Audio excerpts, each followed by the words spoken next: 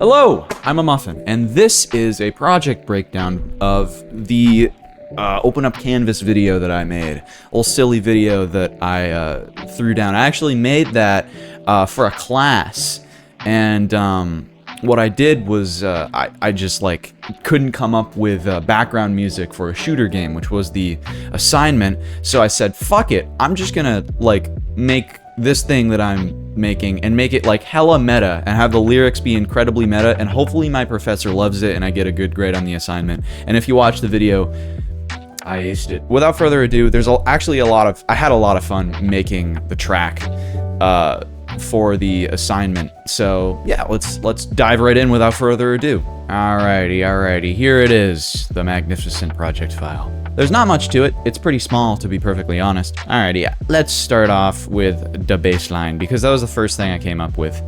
It's this.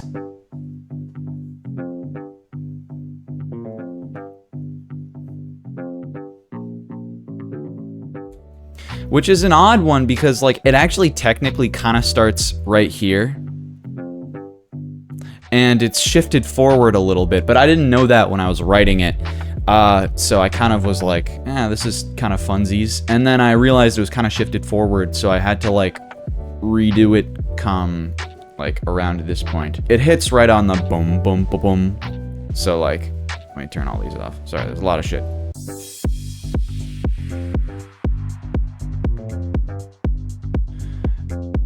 And the reset is there. So it's not at the... That's the very end of the bass line. But when I was writing it, I didn't know that. I just write by ear, and then I realized later that's how it's supposed to be. So, not how it's supposed to be, just how I hear it, so... But yeah, so the bass line, it's a Labs preset. If you open it up, it is the Bass Guitar Classic DI from the Bass Guitar Patch. It's great. It's really nice. And I used it for the top of the bass, like the high bass. There's actually 3 layers to the bass. If you go to this section right here, it's going to sound a lot more full.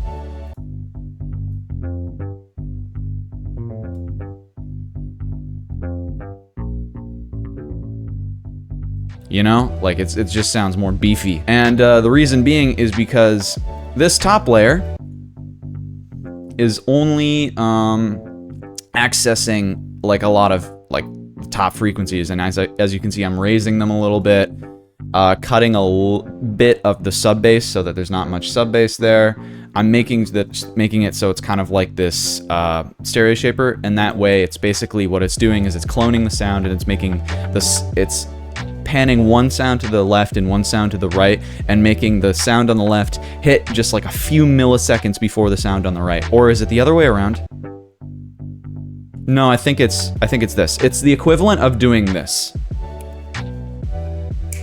If you slow it down, if you slow the sound down, if you like did a snap like that, it sounds like almost one snap, but it's like spread out. And the reason being is because if you slow it down, this one hits slightly before the one on the right, and it gives this effect to it that I don't know the name of, that I should know the name of. I use that a shit ton for widening purposes, but whenever I do that on the bass, I only do that like right down to the like just the bass frequency, never to the sub. The sub needs to be mono, in my personal opinion, to give some foundation to a sound. Oh wait, maybe I turned it off. Maybe I'm a big fat fucking liar. The R comp, I use that a shit ton. And I added fresh air as well, just because without it, oh, none of these are on. I'm so dumb because I'm here. There. Now that I'm there, they're off. Oh, okay, wait, no, I'm fucking stupid. So basically, when this is here, these are on, and it's cutting a lot of the bass, and it's making sure that it's peeking through, so that you're getting like the high tone of the bass in the beginning right here, when the bass hasn't dropped, and then when it drops in. Open up Canvas, look at my assignment, scroll to the page. You can't hear it because I've muted everything. Dude, I am horrible at this. Then there's this frequency right here,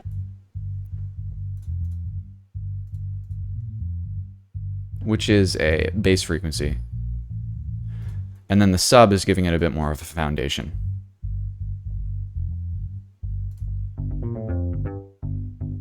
You know, it sounds horrible. It sounds very hollow on its own. But when you add the top area right here,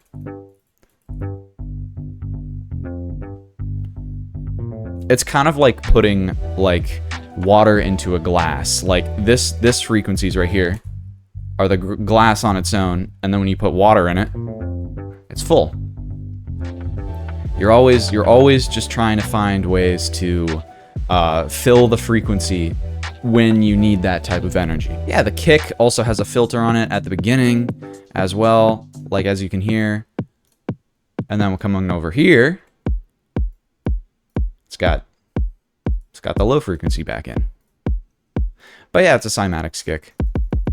It's actually a hip-hop kick that I've used for a house thing. I do that a lot, where it's like I take something from like a hip-hop pack or like a, I don't know, a future bass or a dubstep pack, and I throw it into a completely different genre just because I think it works. That's one thing that I think is stupid. People like think you should only use the type of drums for the type of genre that you're trying to go for, but I think like whatever the hell you envision is the best idea for the thing. So you don't need to use like hip-hop drums for hip-hop things. You don't need to use like dubstep drums for dubstep things. Just use whatever works. I think that's a good philosophy to go by. And also, there's also at the beginning, there's this little ghost hack drum loop. It's a disco drum loop. And all together, shoot, you get the intro. And slowly but surely, it comes in this part right here.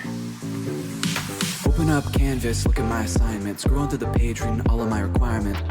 Yeah. All right, so let's break down this section right here. There's also this little fill here that works real nice. That snare is insanely fun to use. And there's this little like thing that I think I put a phaser on, I believe. Yeah, I did. I put a flanger on it. And I think it just sounds more cool. I don't know.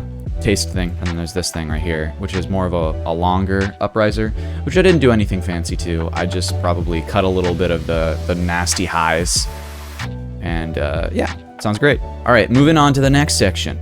We got this Rode thing that I actually played on this keyboard thing that I'll grab.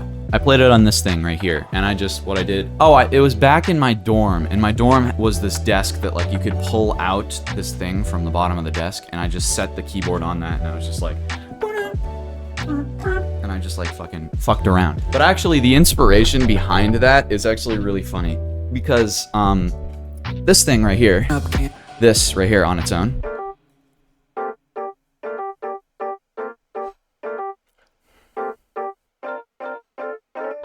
there is some like note correction in there, and that like you can tell that there are some notes, like obviously this one has been put in perfect place, because like no one plays perfectly, and sometimes you want that, but I wanted a little bit of like naturality to it, so I left some of the notes as is. But actually, you know what's funny is the inspiration for this progression came from Mark Rebele from the How to Funk in 2 Minutes video that I will pull up real quick, that I think is phenomenal. It came from this video.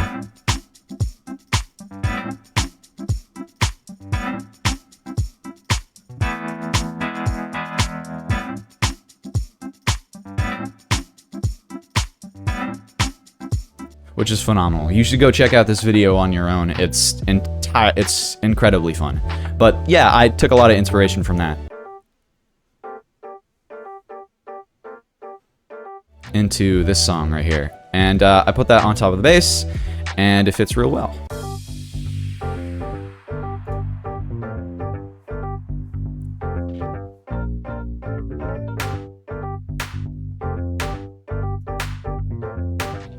But yeah, basically, if I were to summarize what all these filters are doing down here as well, there's a reverb filter that's hitting right here for the snare.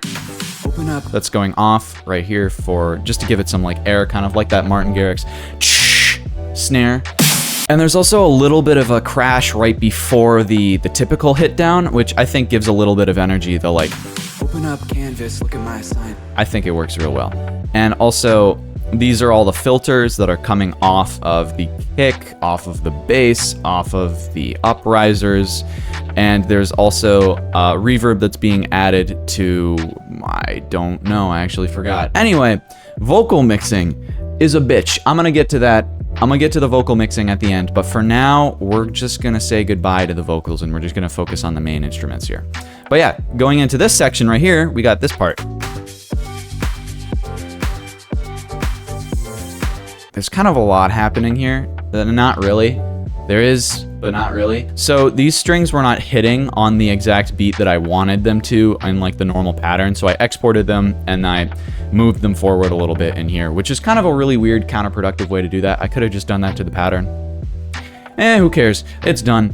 But yeah, it sounds like this.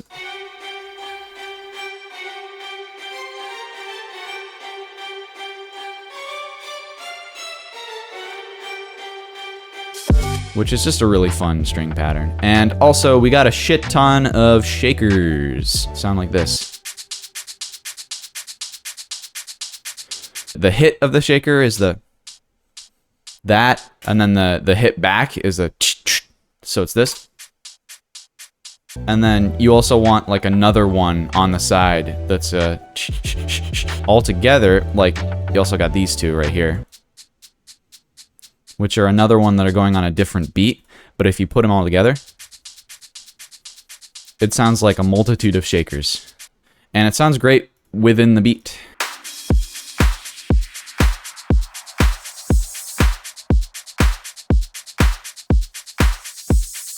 And yeah, the reverse crash is coming in every 4 beats, or 8 beats, I don't know. I added a couple things on top of the strings, right? The next section, you got a ride that's happening every single time the kick hits, because that's what rides do. And you also got this thing.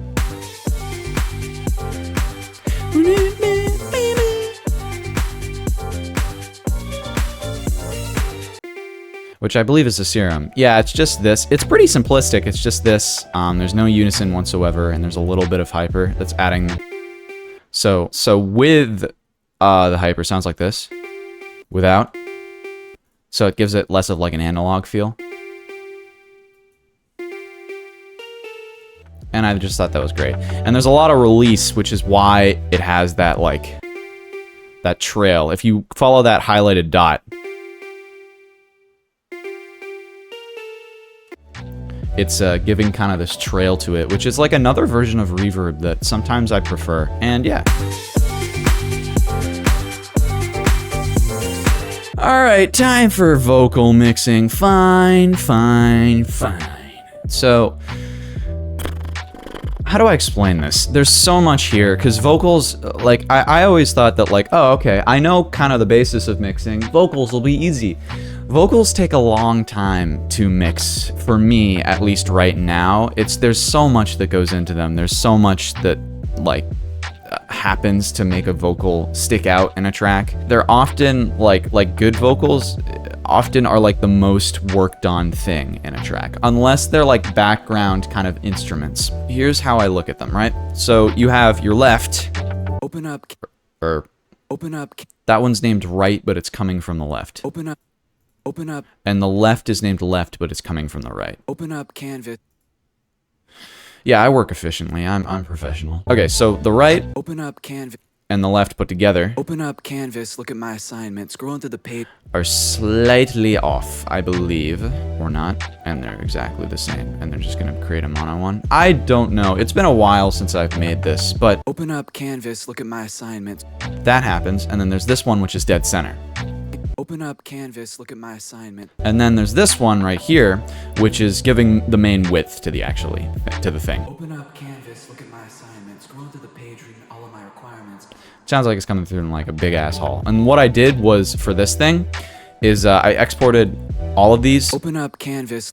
and then I got this, and then I routed this Open up to here to the vocal verb. But the left and right, like these main vocals, have so much mixing to them. Like this is left and right, and they're routed to the center, which this is the mixing that was done for this thing. And there's the side chain, Open up. which is a separate side chain if you can tell, this is the vocal sidechain, which is the separate sidechain from the main sidechain. The main sidechain is going down to 0 and going all the way up. But I found if you did that to the vocals, you can't hear a lot of what I'm saying. So I wanted it to just go down like a bit less than, like, not 0, but like halfway to 0, just so you can hear what I'm saying a lot easier. So with sidechain sounds like this. Open up Canvas, look at my assignment, scroll into the page, reading all of my requirements. You still get that pumping motion, and the kick is like strong and loud enough and a completely different frequency and a different tonality that it sticks out on its own. But like, I wanted a little bit of oomph to the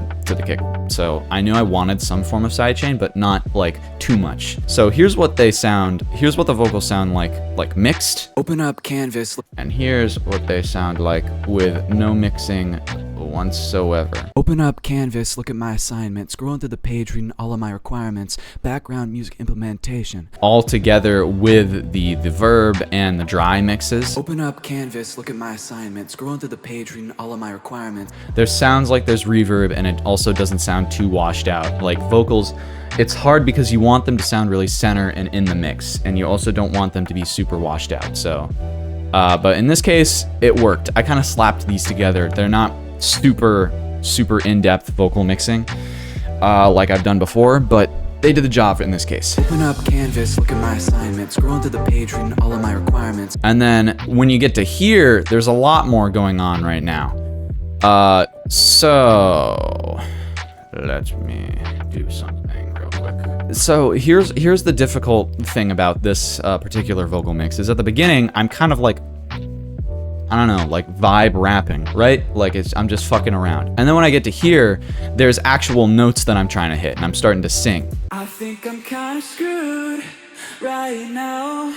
So it's mixed differently, just because like when you sing, you're hitting a completely different frequency because you're trying to hit like singing is a variation of frequency because you're variating your pitch. Whereas with this one, you're kind of shot sound effects, original fully earned. You're kind of just like not trying to sing, and it's all in like the same cadence in a way, and it's in the same area, but it's like lower down. It's my normal voice. Whereas when you're here, I think I'm kind of screwed. Like you're actually singing. So there needed to be some changes. So this confused me because this thing is named Strings, but all of the vocals are routed. Oh, singing. Oh, I thought it was named Strings, and I was sending all my shit to the strings, and I was like, why is this working? But I kind of did the same thing that I did over here. Left, right, you know, you got your left, right. I think I'm center, that's center. I think I'm left is right, as per usual. I think. And then you also got this one right here that you can't hear for some odd reason. That's why. I think I'm kind of screwed. Which is the same as this one right here. And then I add a little bit of extra spice. I think I'm kind of screwed right now. And this is being routed. Again, both of these two right here are just exports of all these three together. Like it's this entire export into here mixed in a different way. So these are already like good mixed dry vocals, and I'm just fucking with them in that, like, since they're dry and they're mixed and that's like baked into the thing, then I can throw it into some reverb. But if you take off the reverb, I think I'm kind of screwed. It's that. But if you put it back on, it gives that atmosphere. And then there's this one, I think I'm kind of screwed. which is being routed to there, and it also has two things making it even more wide. So you got this thing right here, I think I'm kind of which is the pew pew pew kind of thing going on right now. You know what I'm talking about. I'm not explaining what the pew pew pew means. But then you also got this thing right here, which is multi-band compression, OTT, and this thing. So without, I think with this, I think and with this, I think I'm kind of screwed right now. I made this song and I don't know how. it sounds like, I don't know what it sounds like. It's like almost robotic, but it's kind of cool. I don't know. I really liked it, and I was like, that's cool, and I'm gonna throw it in there. And it's in the background of all this. So together, I think I'm kind of screwed.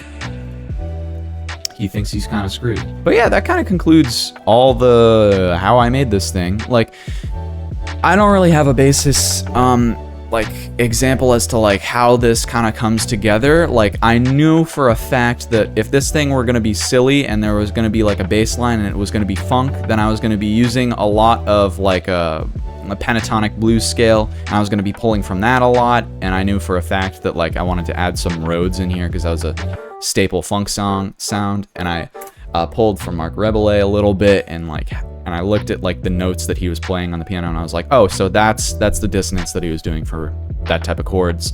And I threw that together with the bass on bottom, and I was like, that's perfect. And the strings and the like these strings and these like ARP thingy, the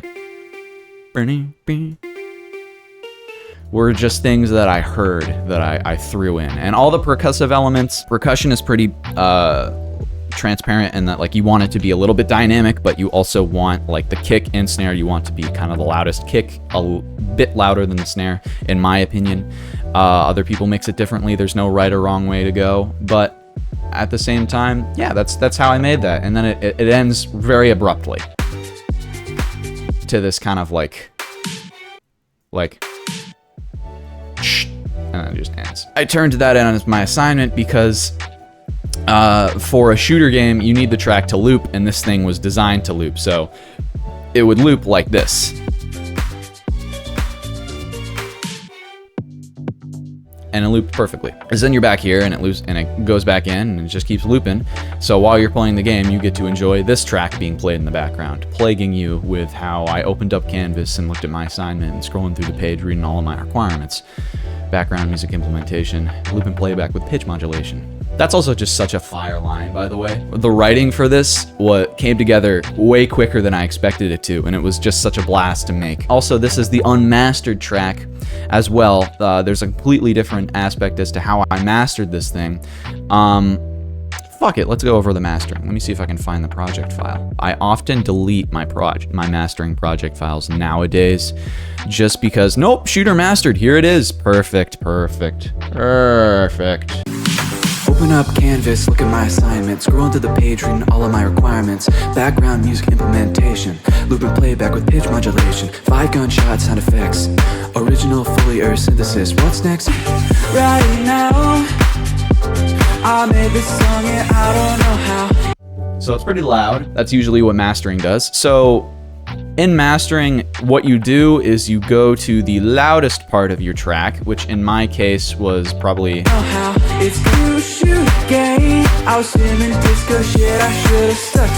right around there, but I gotta like zoom in to know when the looping part is. There it is. And then you go and you loop it right around here, I'm guessing. Yeah, and then so you loop in the loudest point of your track, and that is where you master, because you want the loudest point of your track to reach the loudest point, but you want there to be dynamics. So that's why you only master in the loudest point, and you keep it there.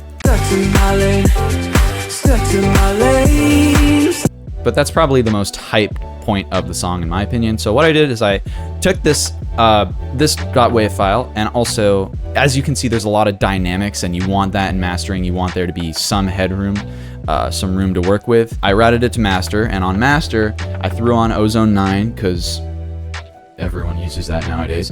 And what I did is I went to Mastering Assistant, and I said next, and then it's going to give you a waiting to play for audio, and then you play the audio, and it sets a lot of the things for you. And the main thing that I use that for is it gets it to the loudness that I want it to, and it also does a little bit of an equalizer based on modern songs, and it tries to get it to that to the fucking the curve that I forgot, the modern music curve thing.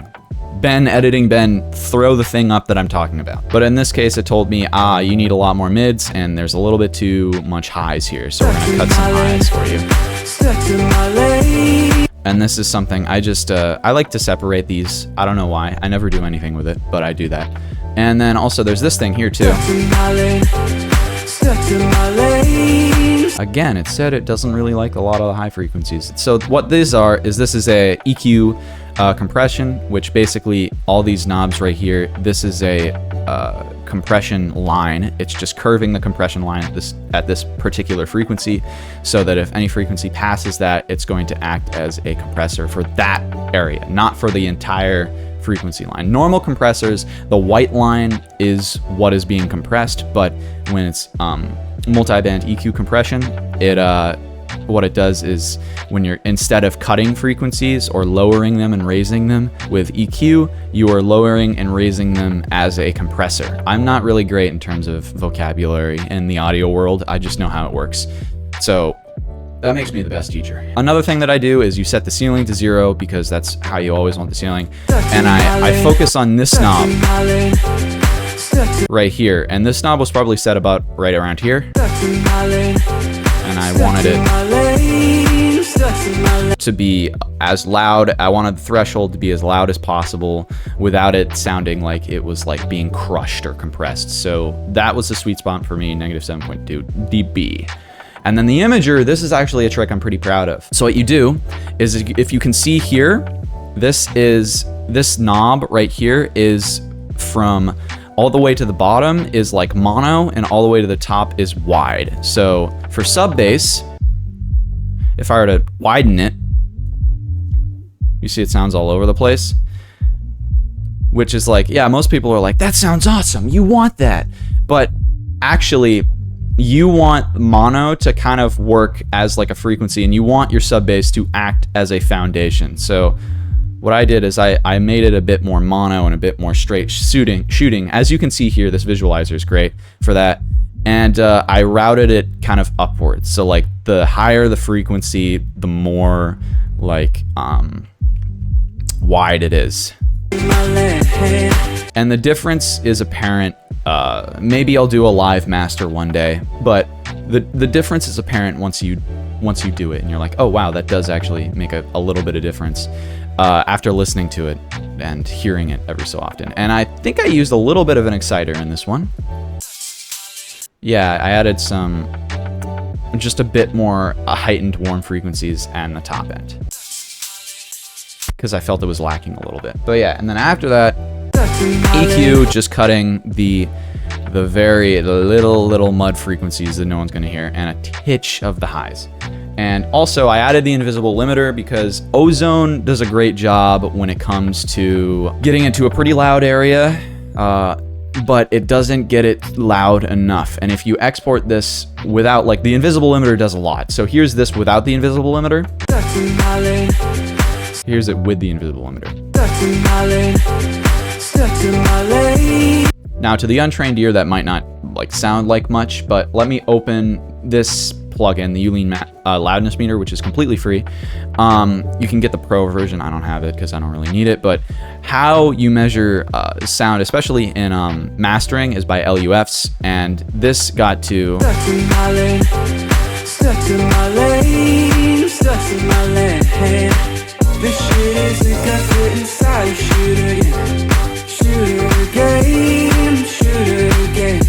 around the range of like -9, right? And that's like good enough. Skrillex, for some fucking reason, like if you ever look at some of Skrillex's project files, he gets his shit to like -6 or -5, which is insanely loud, and like somehow it sounds clean and it's not piercing, which is fucking crazy.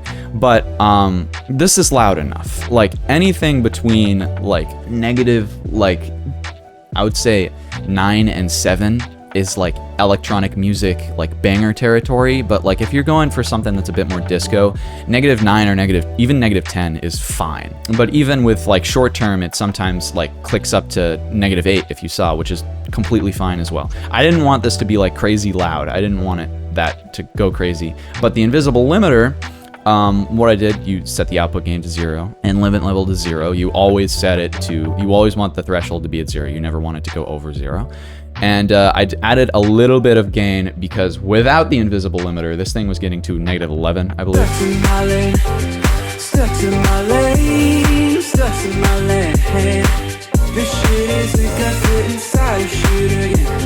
Yeah, -11. And I added the invisible limiter and put a little bit, 1.6 decibels of gain, and voila.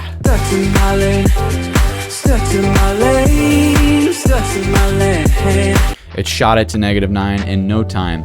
And on top of that, the reason it's called the invisible limiter is because you can barely hear the limiting effect. Most like limiters, like the limiting effect makes it sound like, and they like take away dynamics. This thing is like gold in my opinion. It was pretty expensive. I think it was about $100. It was worth the investment though, because this thing like limits stuff and it keeps its dynamics magically.